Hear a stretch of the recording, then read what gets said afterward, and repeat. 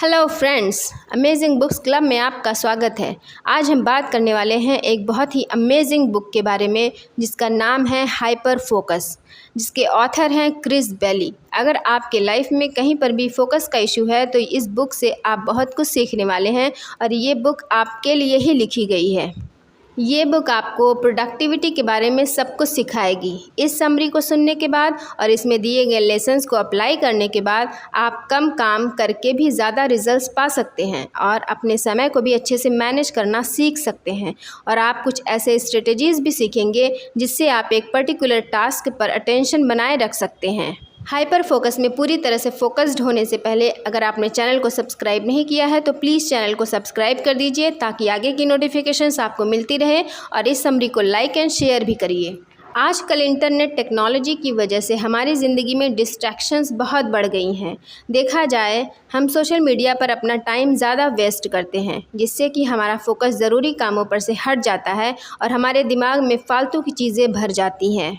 Author ने इस book को कुछ चैप्टर्स में डिवाइड करा है, तो चलिए चैप्टर वाइज इस बुक को समझते हैं। Chapter number 1, switch off auto pilot mode. Author कहते हैं कि हम अपनी ज़िंदगी में रोज़ कुछ न कुछ ज़रूर करते हैं और कुछ काम तो ऐसे होते हैं जो बिना सोचे समझे ही करते हैं, जो हमारी आदत सी बन जाती है। इसी को ऑटो पायलट मोड कहते हैं। जैसे आराम के वक्त अपने आप ही रील्स देखना स्टार्ट कर देते हैं और घंटों बीत जाता है, पता ही नहीं चलता। हम कभी भी अपने काम को डिवाइड नहीं करते और हम यह भी नहीं सोचते हैं कि किस काम को हमें ज़्यादा अटेंशन देना चाहिए और किसको नहीं। और जब हम बेकार की चीज़ों पर ज़्यादा अटेंशन देते हैं तो हम अपनी लाइफ में कुछ बड़ा अचीव भी नहीं कर पाते। इसीलिए ऑथर कहते हैं कि आपको अपने ऑटो पायलट मोड को बंद करना पड़ेगा। आपके पास फोकस करने के लिए अनगिनत चीज़ें हैं, लेकिन उनमें से आपको किस पर फोकस करना है वो आपके ऊपर डिपेंड करता है। यहाँ पर 4 तरह के कामों के बारे में बताया गया है। नेसेसरी वर्क, ज़रूरी काम। ज़रूरी काम के अंदर वो सारे काम आते हैं जिन्हें करने में मज़ा नहीं आता पर करना ज़रूरी होता है। अननेसेसरी वर्क, फालतू काम। फालतू काम के अंदर वो सारे काम आते हैं जिन्हें करने में मज़ा भी नहीं आता है और कोई फ़ायदा भी नहीं होता। जैसे आपके टेबल पर पड़े पेपर को ठीक रखना, कंप्यूटर की फाइल्स को चेक करना, और इन सब कामों से हम बिज़ी तो हो जाते हैं पर कोई फ़ायदा नहीं होता है। डिस्ट्रैक्टिंग वर्क, ये वो काम होते हैं जो आपको अट्रैक्ट करते हैं पर ज़रूरी नहीं होते। जैसे सोशल मीडिया, जो आपको करने में तो मज़ा आता है लेकिन इससे कोई फ़ायदा नहीं होता है। पर्पसफुल वर्क, इसमें ऐसे काम आते हैं जिनमें आपको अपनी क्रिएटिविटी दिखाने का मौका मिलता है और ऐसे काम को करने के लिए आपको ब्रेन पावर की भी ज़रूरत होती है और ये आपके लाइफ को इम्प्रूव भी करते हैं। इन सब कामों में आपको सबसे ज़्यादा फोकस पर्पसफुल वर्क में लगाना चाहिए जिससे कि आपकी क्रिएटिविटी भी बढ़ेगी और आप अपनी लाइफ में कुछ बड़ा अचीव भी कर सकते हैं। Chapter number 2, the limits of your attention. हर किसी की चीज़ों के प्रति अटेंशन अलग अलग होती है। कुछ चीज़ों पर हम ज़्यादा ध्यान देते हैं, कुछ चीज़ों पर कम। हमें अपने अटेंशन को बहुत ही ज़रूरी चीज़ों पर लगाना चाहिए।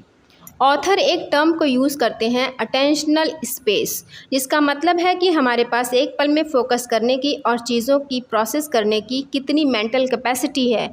जब हम ये फैसला करते हैं कि अभी हमें किस चीज़ पर फोकस करना है, तब वो चीज़ हमारी शॉर्ट टर्म मेमोरी में चली जाती है और अटेंशनल स्पेस में तय करता है कि वो चीज़ एक्टिव रहे जिससे हम उसके साथ काम कर सकें।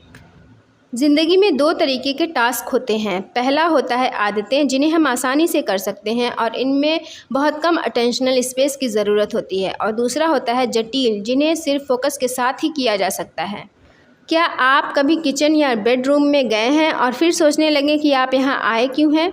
अगर ऐसा हुआ है तो इसका मतलब है आपको अटेंशन ओवरलोड हुआ है। इसका मतलब है आपने अपने अटेंशनल स्पेस को काफ़ी सारी चीज़ों से भर दिया है, जैसे कि टीवी शो चल रहा है, रैंडम थॉट्स आपके माइंड में चल रहे हैं और जो ब्लॉग आपने अभी पढ़ा था वो सारे दिमाग में घूम रहे हैं और इसी वजह से आपके पास अपने असली इरादे के लिए स्पेस ही नहीं बचा। हमें जितना ज़्यादा हो सके फोकस के साथ काम करना चाहिए। Chapter number 3, the power of hyper focus. Hyper focus क्या है? ऑथर कहते हैं कि जब हम एक ही टास्क पर फोकस करते हैं और वो टास्क हमारे अटेंशनल स्पेस को बांध कर रखता है और हम डिस्ट्रैक्शंस में ज़्यादा समय बर्बाद नहीं करते हैं, उस स्टेट में हमारा काम ना तो हमें आसान लगता है ना ही मुश्किल। ब्रेन पूरी तरह से प्रोडक्टिव मोड में होता है, तो ऐसे स्टेट को हाइपर फोकस कहते हैं। हाइपर फोकस में आप विचलित नहीं होते, आप जल्दी से फोकस कर लेते हैं और काम में डूबे रहते हैं। ऑथर कहते हैं जब हम फोकस करते हैं तो हमें 4 स्टेजेस से गुजरना पड़ता है। पहला, चूज़। सबसे पहले उस ऑब्जेक्ट को चूज़ करिए जिस पर आपको हाइपर फोकस बढ़ाना है। दूसरा, एलिमिनेट। उसके बाद सारे डिस्ट्रैक्शंस को हटा दीजिए। तीसरा, फोकस। अब सारा ध्यान उस ऑब्जेक्ट पर लगाना शुरू कर दीजिए। चौथा, रीफोकस। अगर ध्यान भटक जाए तो जल्दी से उसे फिर वापस ले आइए। Chapter number 4, timing distraction. आजकल इंटरनेट डिस्ट्रैक्शंस का बहुत बड़ा कारण बन चुका है।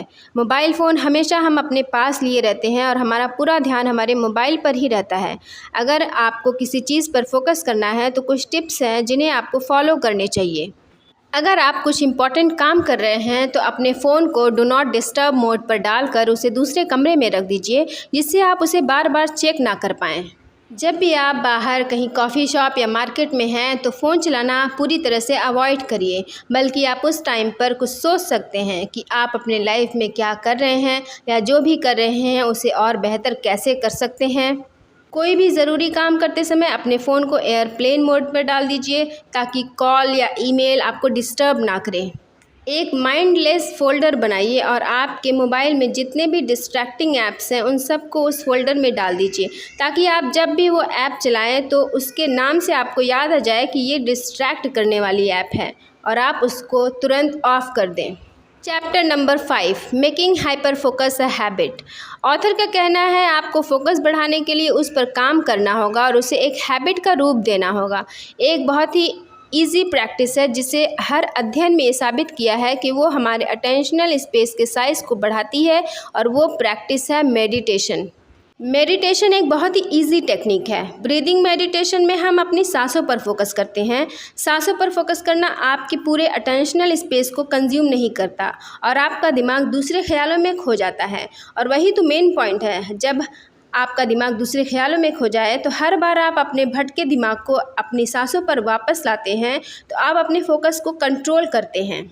और डेली एक्सरसाइज करने का भी गोल आप बना सकते हैं और पूरे फोकस के साथ 15 मिनट या उससे भी ज़्यादा एक्सरसाइज करके अपना फोकस बढ़ा सकते हैं।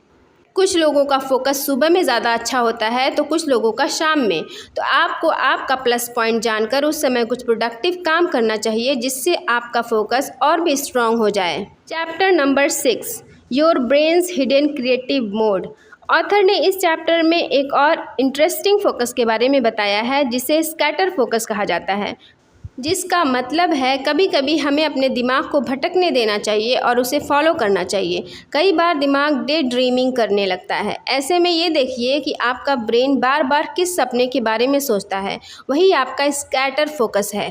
इस तरह से आप अपने स्कैटर फोकस को पॉइंट आउट करके उसे पूरा करने के लिए पूरी तरह से फोकस्ड हो जाइए। Chapter number 7, recharging your attention.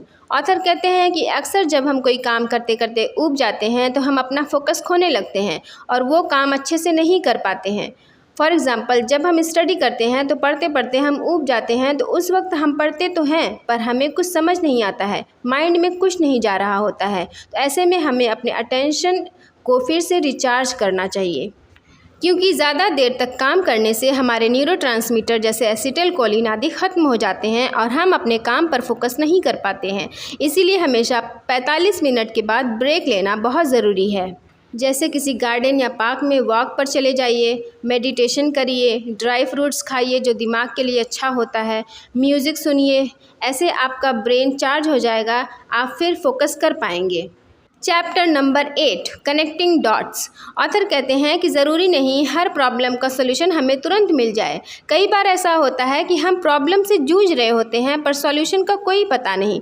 ऐसे में वहाँ हाइपर फोकस काम आता है। हमें अपने प्रॉब्लम्स को एनालाइज करना चाहिए और सोचना चाहिए इसका सॉल्यूशन क्या हो सकता है, और जो भी सॉल्यूशन माइंड में आए उसे नोट करते जाइए और उस प्रॉब्लम से रिलेटेड नॉलेज भी गेन करिए, वो भी आपकी मदद ही करेगी। फिर जो भी सॉल्यूशन आपने सोचा है उन डॉट्स को कनेक्ट करने की कोशिश करिए। तो इस तरह से हाइपर फोकस आपको क्रिएटिव भी बना सकता है, जिससे आप अपनी लाइफ की हर प्रॉब्लम को सॉल्व कर सकते हैं। Chapter number 9, collecting dots. Chapter number 8 में हमने ये जाना था कि डॉट्स को कैसे कनेक्ट करना है, लेकिन कुछ प्रॉब्लम ऐसे होते हैं जो कनेक्टिंग डॉट्स से सॉल्व नहीं हो पाते हैं, तो वहाँ कलेक्टिंग डॉट्स को यूज़ करना चाहिए। यानी कि हमें अपने प्रॉब्लम को सॉल्व करने के लिए नए नए तरीक़ों को इकट्ठा करना चाहिए और उस प्रॉब्लम को हर तरफ से एनालाइज करना चाहिए जिससे कि प्रॉब्लम सॉल्व हो सके। Chapter number 10 working together. Team work हमारी लाइफ में बहुत इंपॉर्टेंट रोल प्ले करता है। अक्सर ऐसा होता है जो काम हम अकेले नहीं कर पाते हैं वो एक टीम से बड़ी आसानी से हो जाता है। टीम सिर्फ खेल में ही नहीं होती बल्कि हर एक काम में टीम बनाकर साथ काम करके सफलता को पाया जा सकता है। ऑथर कहते हैं आप अकेले कितना भी काम कर लें मगर उतनी सफलता पाना मुश्किल है जितना टीम में आपको सफलता मिल सकती है। जैसे अकेले आप ज़्यादा दूर तक नहीं जा सकते, कुछ दूर तक तो दौड़ सकते हैं, पर टीम के साथ आप मीलों तय कर सकते हैं। टीम वर्क से क्रिएटिविटी बढ़ती है, सीखने को बढ़ावा मिलता है, साथ काम करने से हमारा कॉन्फिडेंस बूस्ट होता है और साथ ही साथ हम बहुत स्पीड में काम करते हैं। मैं आपके साथ कुछ ऐसे टिप्स शेयर करना चाहती हूँ जिन्हें आप डेली करके अपने फोकस को बढ़ा सकते हैं। अपनी खुशी के लिए काम करिए, इससे आपका फोकस अपने आप ही अच्छा होगा। हर दिन सोने से पहले गॉड को थैंक यू बोलिए और जो दिन भर अच्छा काम किया हो उसके बारे में सोचिए, उसको याद करिए और उसके लिए थैंक यू कहिए। हर दिन डायरी लिखिए कि आपने क्या किया और क्या करना चाहते हैं, इससे आपको अपनी ज़िंदगी के बारे में क्लैरिटी मिलेगी। और मेडिटेशन करिए, आंखें बंद करके ध्यान लगाने से इससे फोकस बढ़ेगा। जब भी मौका मिले दूसरों की हेल्प करिए, इससे आपको अपने ऊपर गर्व होगा, आपको बहुत खुशी मिलेगी।